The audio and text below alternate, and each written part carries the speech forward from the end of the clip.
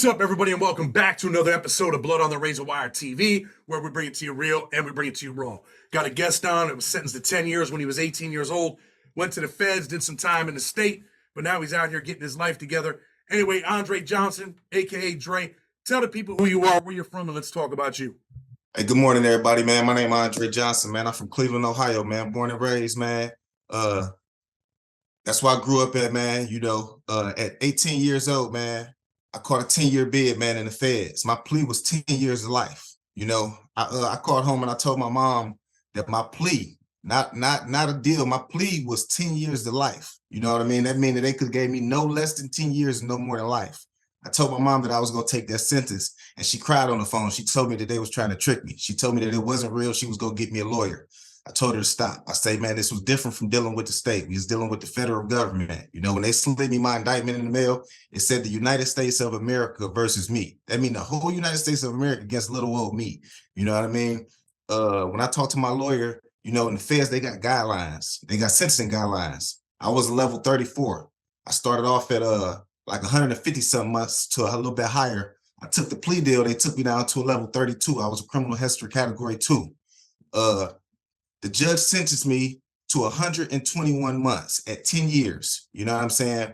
Now, when I came in, I could have did the right thing. I could have got out of trouble. You know what I'm saying? I could have probably got out of prison in 7 years. I didn't do that, man. I got in a lot of trouble. I ended up doing 120 months on a 120-month sentence. I've been a little bit everywhere. I started off in the low-level institutions, and I ended up in the max-level institutions. Let me stop you for a minute. Let me ask you what your life was like growing up in Cleveland, because you go to jail at 18 with a big bid.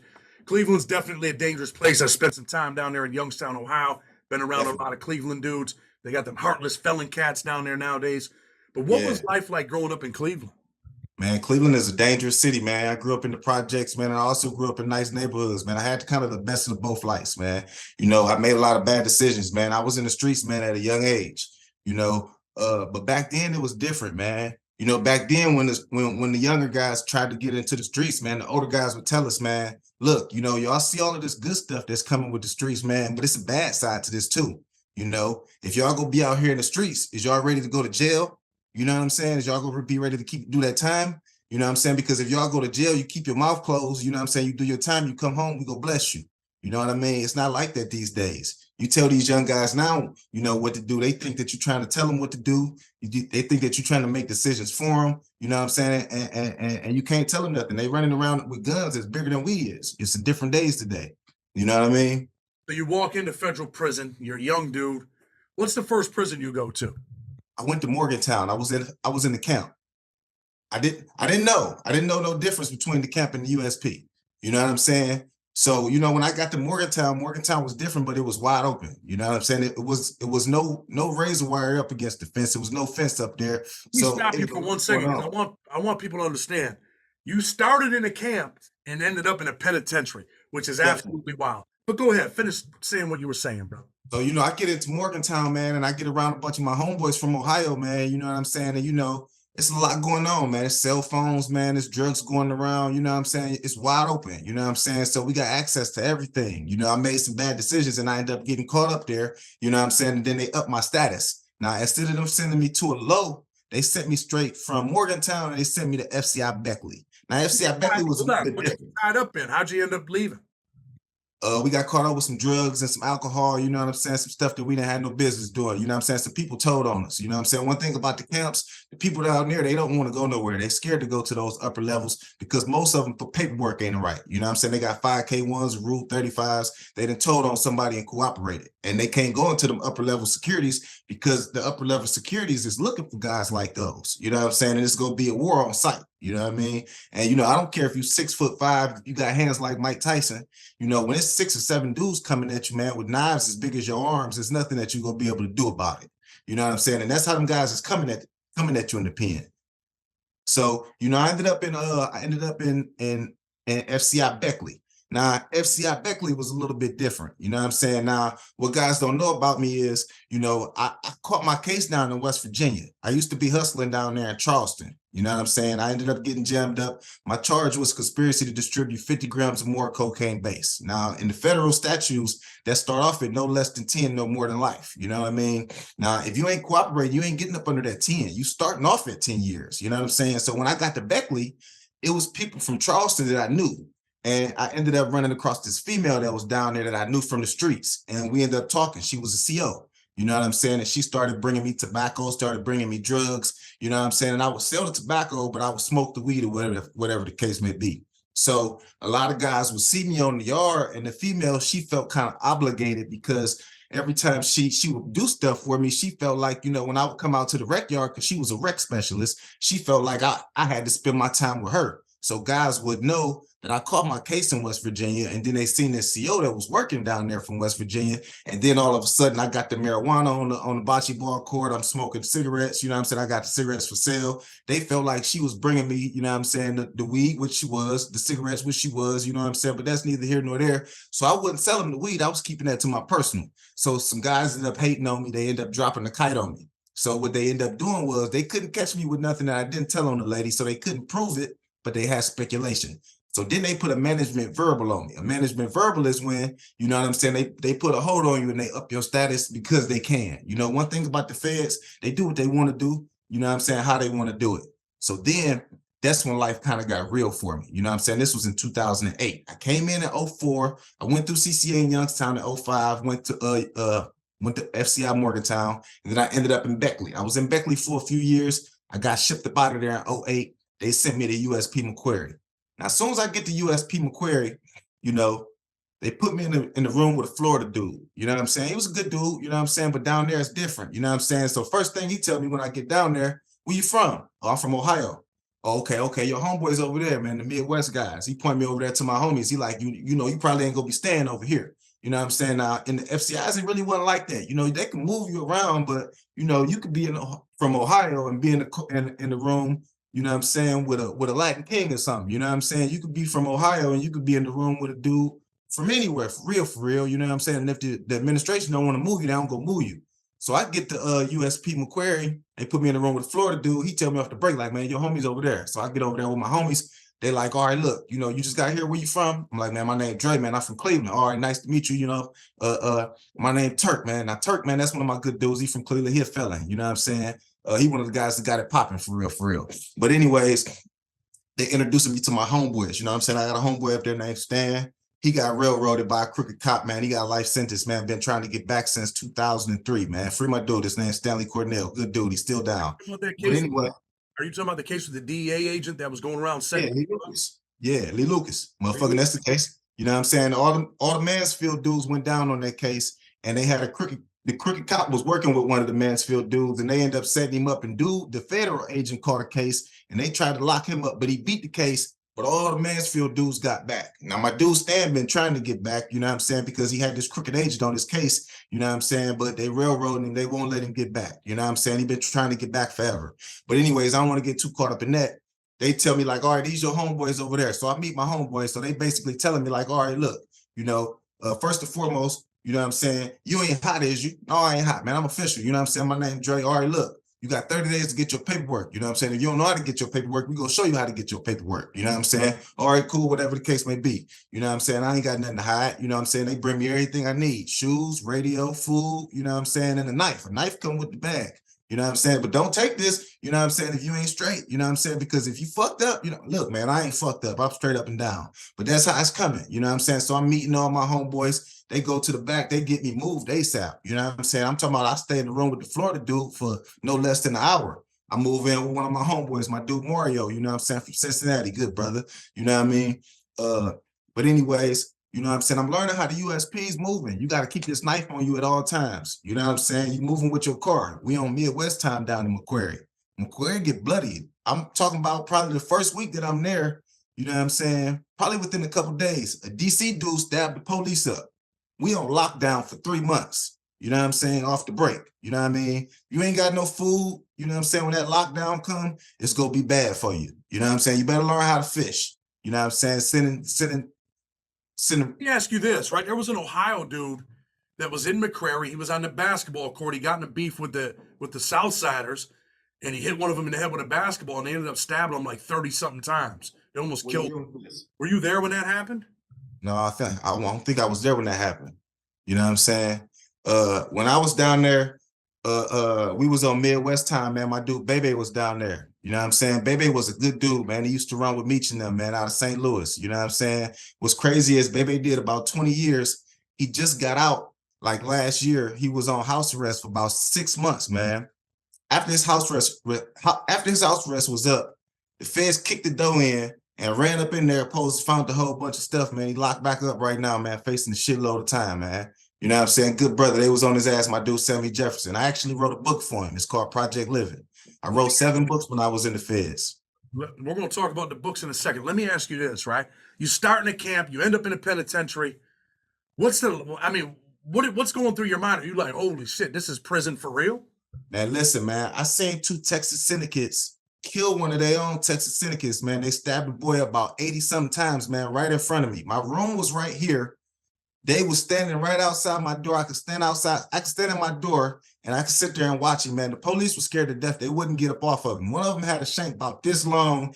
He was on his knees just butchering the man. You hear me? And the other dude, he was picking shots, come and hit him, he'd stand back up and get him again. They found out he wasn't hot on this Fed case, but they found out that he was a pedophile on a state case or something like that. They killed the boy, man, right there in front of me. It was so much blood, it leaked up under my door, man. I'm talking about I was standing in the pool of blood, sitting there looking at the dead body, man. You know what I'm saying? It was crazy, man. I seen all types of crazy shit down there, man. Think that affected you to see all that blood, to see this dude just get butchered? Man, listen, man, I seen so much stuff. I witnessed so much stuff, man. I was involved in so much stuff, man. But I'm a changed person now. You know what I'm saying? I'm not advocating the violence that I've been through. You know what I'm saying? You know, I've been in solitary confinement, man, 23-1, man. For time and time and time. I probably got years in the hole, you know what I'm saying, for as much trouble as I got in. I lost all my good time. You know what I'm saying? I was supposed to go to the drug program, but I never made it to the drug program because I was in the pen. You know what I'm saying? They never would transfer me, you know what I'm saying, and let me get back down because I was always active and I was getting that shit. You know what I'm saying? You know, we had to make a way where we was at. So we was selling the drugs, you know what I'm saying? We was involved with everything that was going on in prison politics, you know what I'm saying? And one thing about the prison politics, you got to keep that knife on you and you got to always be aware of everything around you at all times because anything can go. It could be an issue on a whole other side of the yard with a black guy and a Mexican guy, and we don't even know it.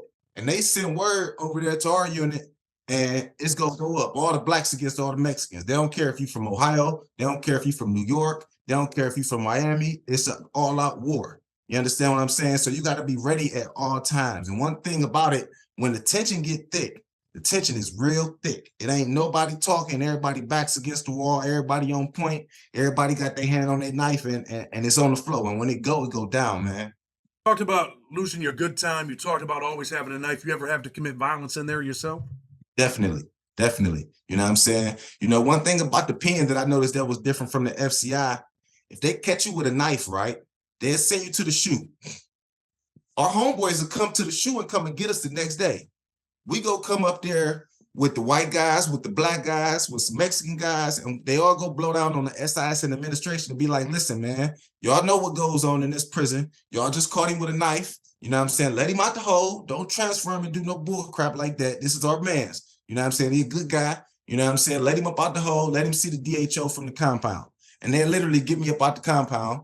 You know what I'm saying? And they'll take my good time. They'll take my phone, my commissary, my good days. You know what I'm saying? And all my privileges from me. You know what I mean? And I get sanctioned from the hole. But yeah, I was involved in fights. I was involved in stabbings. You know what I'm saying? I was involved in a lot of stuff. You know what I'm saying? I ain't proud of that. You know what I'm saying? But at the same time, you know, you got to do what you got to do in those places. I've seen guys, I had a bunkie. Let me tell you this. I had a bunkie. His name was CJ. His name was Carlos Johnson. He's from South Bend, Indiana. He got locked up in the 70s with 10 years. He caught 2 murder cases since he was in jail. You hear me? He killed 2 guys since he was in jail. This was my bunkie. You hear me? A lot of guys used to think like, man, you in the room with CJ, man, you ain't worried he gonna do nothing to you, da-da-da-da-da. I'm like, nah, man, y'all don't know CJ, man. CJ ain't gonna do nothing to you, man, unless he gotta do something to you. But one thing about it, CJ not trying to fight you. If he get into it with you, an altercation, he trying to kill you. You know what I'm saying? I'm gonna tell you a story about what happened with him one day. This was back in the 80s. I'll be kind of quick. A guy came to him and bought 75-cent pack of duplex cookies, right? DC dude.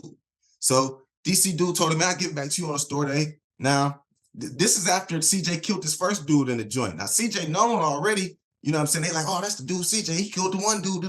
He had just left Mary in the control unit. You know what I'm saying? Now I want to say he in Lewisburg. So the DC dude used to look at him like, oh, man, y'all looking at him like he's something, man. Man, CJ ain't nothing. Woo, woo. Anyways, he didn't slid his way behind CJ one day, you know what I'm saying? Asked him, man, let me borrow a pack of cookies. Man, I'll give them back to you, store day. All right, store day come. You know what I'm saying? Dude come in with 2 Santa Claus bags full of commissary. You know what I'm saying? So CJ said he see him. He got all types of cookies and all types of stuff. Dude go up to his room, grab some stuff, go down to the microwave, fix him some stuff, go to the phone, you know what I'm saying? Go outside on the rec yard. CJ say stop him when he come in. You know what I'm saying? It's about 3:30 count. Yo, you got the cookies? Oh yeah, bro, I got you, man. I got you. You go upstairs, it's count time. Dude come out after count. You know what I'm saying? Shoot back outside when the wreck moved. Don't say nothing to CJ. CJ said he just looking at this nigga like, hold on. So boom, 8:30 come in. CJ said he say something to him again. Yo, man, what's up, man? You got them cookies, bro?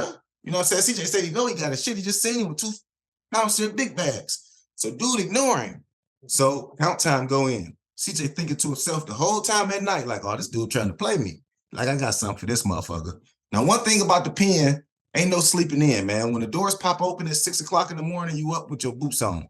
You know what I'm saying? Ain't no walking around with no shower slides on, none of that. You ready at all times, you know what I'm saying? The morning time come, I guess the dude in the room, like, it's sweet. CJ that slid in the room, got the knife on him, wrapped around his arm. He said he got a big joint. He said he hit him in his bed. Boom. He said he get to stabbing him, right? He said he dragged him off the bed. He said he get to stabbing the man, right? He said by now the man is already dead. You hear me? He just stabbed him so many times he blacked out, but he know the man dead. CJ said he take the knife. He said he stabbed it against his throat right here, right? And he rip it all the way across. And he basically damn near decapitate the man. You hear me? He said he literally wanted to mutilate this man's body. This was his purpose. You hear me? So he took the knife off his wrist. He said he took his fingers and began to take his fingers and rip out all of the of everything inside of his neck and rip it out with his hands. He mutilated this man's body on purpose. It was so much blood, it's all seeping out the door. The man was in there screaming, so they know CJ didn't in there killed him type shit for real. But nobody went in there. So CJ come out the room, he's covered in blood, there's blood everywhere. So CJ say, he take the knife, he look at all the DC dudes and everybody in the unit. He said, man, this bitch didn't want to pay me my 75-cent pack of cookies, so I went in there and killed the bitch. You know what I'm saying? He said, now, who else want to try CJ from South Bend, Indiana? You hear me? The CO went in the motherfucking goddamn, locked the door, hit the deuces. They came up in there, they locked him up. That's when they sent him to Florence. He was down there with Silk. He was down there with the Unabomber. He was down there with a lot of the big dudes. You know what I'm saying? You know, ADX Colorado, it's serious down there. You know what I'm saying? But you know, you got some dudes in there. You're living with this dude, like it's all right. That's my dude, man. You hear me? But you ever eat any cookies with him? Man, we used to break bread all the time, but CJ didn't eat no meat, man. He just ate all fish and chicken. You know what I'm saying? No, he just ate fish. You know what I'm saying? And vegetables. You know what I'm saying? But this was my dude. He wouldn't have did it. He was actually ready to kill for me at one point in time, but that's another story for another day. You know what I'm saying? He was go take my smoke, and instead of me going to go and stab the dude up, CJ was gonna go kill him. You understand what I'm saying? Because it was a situation where I was working in the Green Corridor in Macquarie, and it was this dude named Pope from motherfucking Memphis. You know what I'm saying? And the dude Pope used to be jealous of us because we was getting the cigarettes on the night shift, and he was getting the cigarettes on the first shift, but we finessing the COs getting them. You understand what I'm saying? Pope used to go up there and be dry snitching on motherfuckers to get the CO. I mean, the cigarettes and shit. You know, that's a lot of money up there when you're working in the Green Corridor. You getting the tobacco and all of that type of shit. So, we had these knives in our cell. So me and Pope get into an altercation one day. So I tell the bitch like, man, look, I'm done talking. You know what I'm saying? I go in my cell, you know what I'm saying? I strap up, I get the big knife this time, you know what I'm saying? Because there's a difference when you got one on you and then when you get one where it's time to really, really get busy. So he see me go in the room, put the sign up, you know what I'm saying? And then I come back out there, I sit down. So he probably like, oh man, this nigga just went in this room and got his knife. 2 days later, SIS run up in our room, you know what I'm saying? We got the stash spot behind the lockers, you know what I'm saying? They find 12 knives. They lock me and CJ up, send us to the hole. So when they send us to the hole, right, You know what I'm saying? I'm telling CJ, like, man, that bitch ass nigga Pope told on us. You know what I'm saying? I'm like, man, I know it's about them cigarettes. You know what I'm saying? I'm like, man, ain't nobody that send the people up in here, you know what I'm saying? Because we bought the sale from the Tennessee dudes, you know what I'm saying? So they knew where the stash spot was at for real, you know what I'm saying? So Pope got jealous about the cigarettes, sent the police up in there on us, they locked me and CJ up. Now CJ record's so fucked up. If they motherfucker lock CJ up for these knives or whatever the case may be, he going back to the smooth, or possibly back to the ADX type shit. You know what I'm saying? I tell CJ, like, listen, I'm gonna take out. You know what I'm saying? I'm gonna take all 11 of these. You know what I'm saying? Motherfucking goddamn, it ain't nothing much that they could do to me else for real, for real. You know what I mean? The only thing that they gonna do is take some more good time. Shit, they done took all my good time basically already. So I take out, I free him. So CJ asked me when we in the hole, he like, man, if you tell me, man, I go kill the bitch. I'm like, no, CJ, don't kill him. He like, well, I ain't gonna tell you that I ain't gonna kill him, and I ain't gonna tell you that I am. You know what I'm saying? He said, I gotta sleep on it. You know what I'm saying? So they let CJ out. I get him out. You know what I'm saying? I still gotta do some time back there because they ain't want to free me for all of them knives right then and there. Man, every time I'm in the hole and I hear the deuces going off, I'm thinking to myself, please don't let this be CJ that killed this motherfucker. You know what I'm saying? Now, long story short, he ain't kill him or whatever the case may be. They ended up having an investigation on a whole bunch of the Midwest guys, you know what I'm saying? Because my dude Baby had shit popping down there. We used to have a ticket down in Macquarie. It was called Midwest Sports. It was one of the biggest tickets on the compound. I'm talking about, man, we used to get a lot of money in down there for real, for real. And Macquarie, the dude Willie Falcone was down there. Motherfucking my dude Bebe was down there. Mujahid was down there. And there was a lot of big hitters down in Bebe, man. Made down at Macquarie. And that's what up my status. I mean, not up my status, but they put the transfer on all of us and moved us all around. Then they sent me to Lee County. You know what I'm saying? Were you at McCrary with Adam Oliveri from New York? Yeah. You asked me that already. I was down there. That's the was that the Italian guy that we was talking about? I asked you about that yesterday about him. Yeah, I think so. But yeah, I'm pretty sure he was down there with me. US Pete Lee, you get transferred. What's Lee like for you? Lee was way different from motherfucking Macquarie. You know, Macquarie had the yard split. You know what I'm saying? You had the yellow side and you had the blue side. You know what I'm saying? And then you got the yards. The yard was split. Lee County, they can't split the yard because everything is on one side. You know what I'm saying? What I'm saying? And it's one big yard. Now, I don't know if it's true or not, but I think they said that they didn't try to split the yard now or something like that. But when I was down there, the yard was wide open. Everybody would go to wreck with everybody. Lee County was wide open, man. There was a lot of money down there, man. You know, the stamps is the money in the feds. You know what I'm saying? Every flat book was worth $10. You know what I'm saying? So people walking around with hundreds of flat books in their pocket. You know what I'm saying? The poker tables out there on the yard used to be lit, man. The drugs was down there going crazy. The tobacco was down there going crazy, man. There was so much going on in Lee County. Lee County was wide open. Do you remember, or did you ever hear about when the two white guys tried to break out of Lee County? Of course, it's the same dude that did the tattoo, Chevy, did a tattoo on my chest.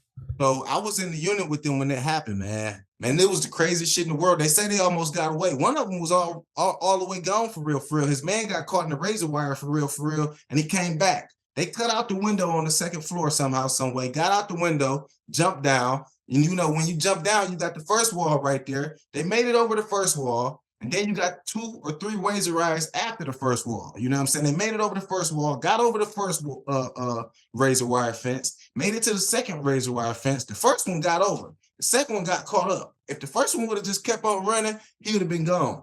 He came back for his mans and tried to get his mans out, and they got jammed up. I was down there. That was June of 2014. I got released in July 2014. I never forget it. Did you know that dude was a vicious killer, Chevy? Yeah, I heard about it for sure. You know what I'm saying? I heard about it for sure. You know, man, I was locked up with a lot of dangerous dudes, man. You know, I was locked up with Preem.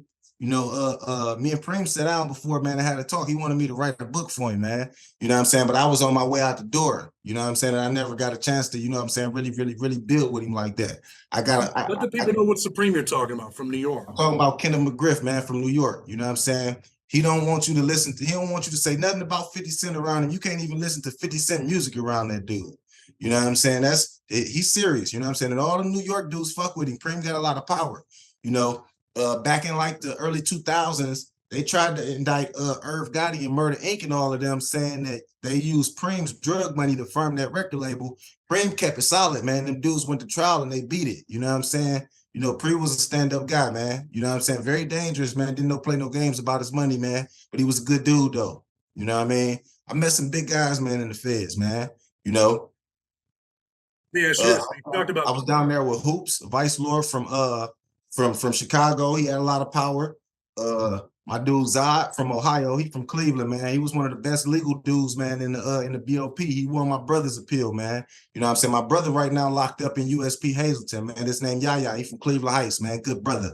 You know, he had just won his appeal and came home in 2018. You know, he back down right now, you know what I'm saying? And he fighting to get back, man, but he'd be home in a couple of years. You know what I'm saying? Let me ask you this. You talked about writing books. How many books have you wrote? I wrote 7 books, man. I wrote my first book when I was 7 years old. I was in the newspaper for it. You know what I'm saying? I was in the newspaper for my first story, man, when I was 7 years old, and they turned my story into a play. And they turned it into a play at one of the famous playhouses in Cleveland. You know what I'm saying? If y'all don't believe me, man, follow me on Instagram, The Punisher, ThePunisher 44118. That's how you can find me on Instagram. On Facebook, y'all can find me up under my surname, man, Andre Johnson. Y'all will see a copy of my newspaper article on my Facebook page, and then you see me on my cover photo. You know what I'm saying? But I want to get a message out to the youth, man. You know, I want to tell the youth, man, listen, the federal government, man, they're not playing with y'all. They got something that's called a 924C. And what a 924C means is if they catch you with drugs and they catch you with a gun, they go start you off at about 15 years, man. You know what I'm saying? No less than 15 and no more than life. And depending on how your priors is, it can get tweaky because they can give you an armed career criminal, and then it can get real crazy, for real, for real. You know, the feds were just in my city, man, a couple of months ago. They just locked up a whole bunch of heartless felons that I know. They was just, they just hit the spot, man, locked up a bunch of dudes. It was called Operation 216. So it's a lot of good brothers, man, that's locked up right now. A lot of young dudes, man. Most of these dudes is, man, under 30 years old, and they never experienced nothing like this. Now, no doubt they dangerous. No doubt they didn't put people in the dirt. You know what I'm saying? They was out there shooting and doing a lot of dangerous stuff. You know what I'm saying? It's dangerous people everywhere. You know what I'm saying? But the time that they about to be facing now, they about to charge these dudes with RICO charges. They about to charge these dudes with Hobbs Acts because they robbing people going across state lines.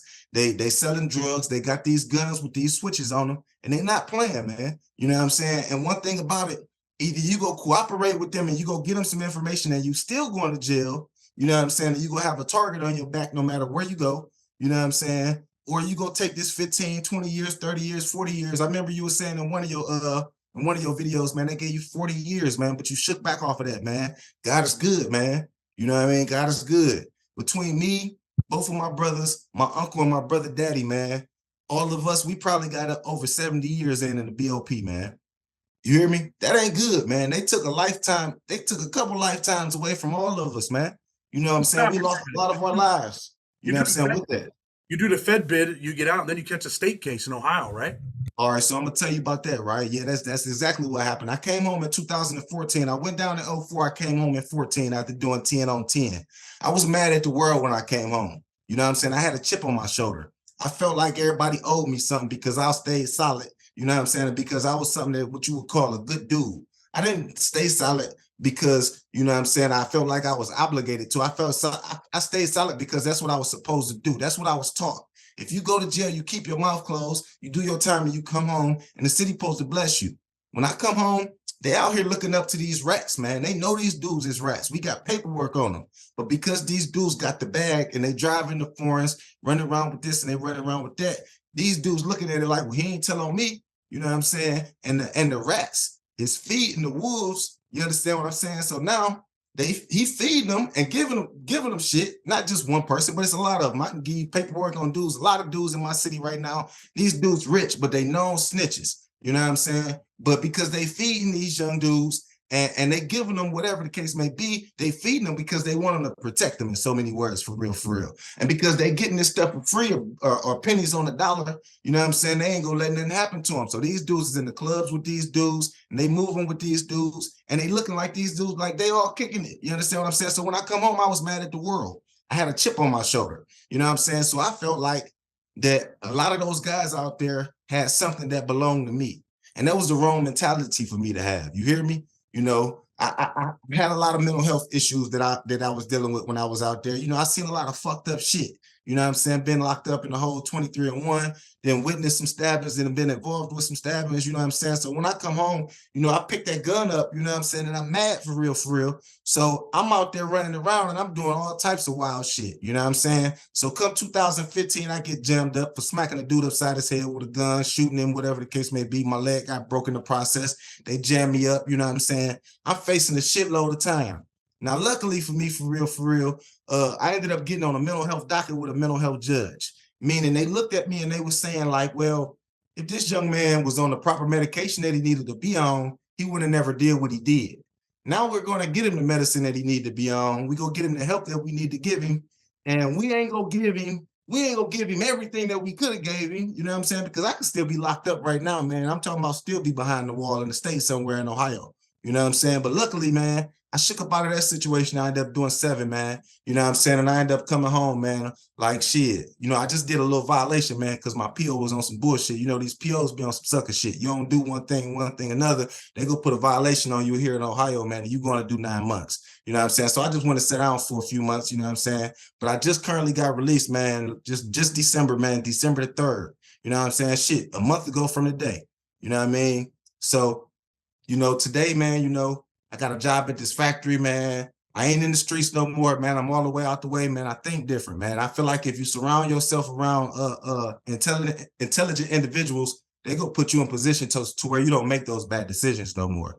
And I got a lot of people that's out here that's doing good, but they hard on me.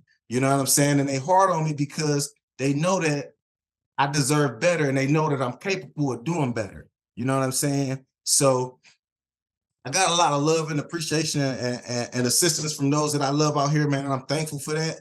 You know what I'm saying? But man, my people hard on me, man. You know what I'm saying? But yeah, it's a war out there in the streets, man. You know, and if y'all young dudes, man, don't change your lives around, man. I know, man, y'all out there running around with them guns, with them switches on them, man, and y'all out there messing with this fentanyl, turning 10 into 100, and y'all doing this and y'all seeing these numbers. But man, it's a lot of different ways to make money, man. Today in 2024, this world is built off of credit, man. You know what I'm saying? And what I mean by that is it's just like the drug game. Who are you? And if I'm subject to give you this $10,000 loan, how subject are you to give me my money back?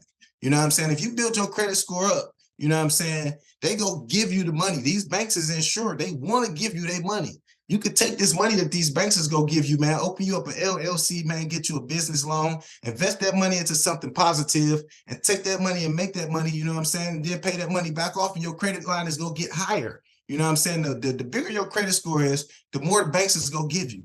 You might have 10 credit cards in your pocket, and each one of them got a $15,000 limit on it. You know what I'm saying? That's $150,000 that you can do something with. You know what I'm saying? You can go to the car lot with that business line of credit. You can put the car in the business name. They go give it to you. You know what I'm saying? Whatever you want. It's 2024. You can go get a brand new 2024 Benz. They go give it to you if you got a good credit score. So let me ask you this before we get ready to go, right? What are your plans moving forward? I know you got this little job, but what All right, so I'm trying to get in the process right now of getting my other books published, man. I got some books, man, that I've been trying to get published right now. You know what I'm saying? I'm trying to decide if I'm gonna go through self-publishing, or I'm trying to decide if I'm gonna go through a publishing company. Not only go do that, you know what I'm saying? My credit score, it's not all the way where I want it to be, but I'm getting it where I want to be. I'm about to open me up an LLC, man. I'm about to open me up a business too. You know what I'm saying? I'm about to take some money, invest some money, man. You know what I'm saying? I'm gonna move forward, man. I want to encourage youth, man. I want to try to open up, you know, some nonprofit organizations, man. You know, it's money and it's so many ways to make money, man. You know, these days, man, y'all just got to change the way y'all think. If y'all change the way y'all think, y'all will change the way that y'all act. I ain't telling y'all what to do. I'm just letting y'all know, if y'all get caught with that gun and them drugs and the feds pick it up, go be prepared to go sit down and do 15 or go flip. You know what I'm saying? And then if you flip, it's going to be a target on your back, and it's going to be paperwork that's going to come out there. You know what I'm saying? And people go know, like, man, this dude is a scumbag. You know what I'm saying? And, you know, they said a rat, man. They said, I'm going to tell you something. This is what they told me. An older dude told me. He said, you know why they call a rat a rat?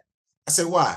He said, man, because if a rat get caught in the trap, right, they say he'll sit there and chew through his own flesh and bone to get himself out of that trap. So if a rat will sit there and chew through his own flesh and blood, through his own bone and gristle, just to get himself out of that trap, what the fuck you think he gonna do to you? You don't stand a chance. You understand what I'm saying? And that's deep, man. You know what I mean?